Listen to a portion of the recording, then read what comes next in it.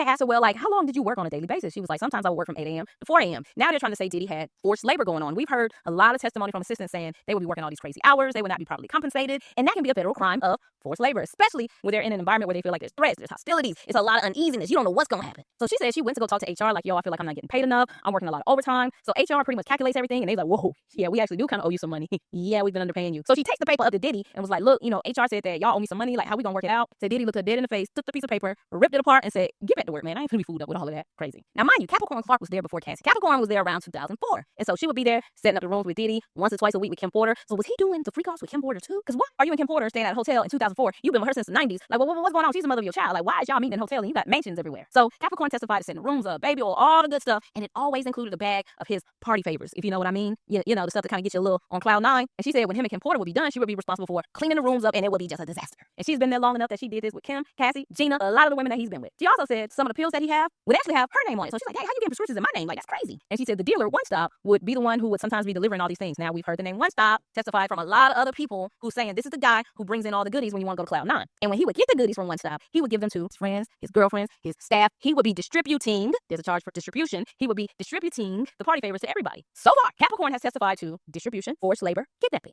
She also talked about there was an incident in Miami where there was like a video shoot or something up the road from Diddy's house. So Pharrell them pulled up in a boat, picked Capricorn up, like, yo, come to the video shoot, we gonna have a good time. So she's just chilling up the road on the island in Miami with Pharrell. She was only there about an hour. Say Diddy calls us like, yo, where you at? I thought I told you never to leave this house. You don't leave this house. You ain't got no life. Get back to this house. So she's like, dang, I was only gone like an hour. Like, you weren't even there. So she goes back home and Diddy goes off and it's like, when you work with me, you don't have a life. You don't get to do what you want. I am your life. You don't get to do what you want to do. So by then, she's upset. She goes upstairs. She goes to sleep and she's just crying. She's over it. She's like, yo, this is crazy. So the next morning she wakes up. She goes to the kitchen. She asks the chef like, yo, can I have some bacon? And said the chef was like, ain't no bacon. We ain't got no turkey bacon. And Capricorn said she just burst out crying. She just had a lot. She had just lost it. And say Diddy hears her crying and he comes running down the stairs. And it's like, yo, what you crying for? She's like, man, I just hate it here. And he's like, you hate it here? And he's just pushing her out the door. Get out. Get out. If you hate it here, get out. Leave. Go. And so she quits. She was like, I had it. It was just enough. I was over it. I just couldn't do it no more.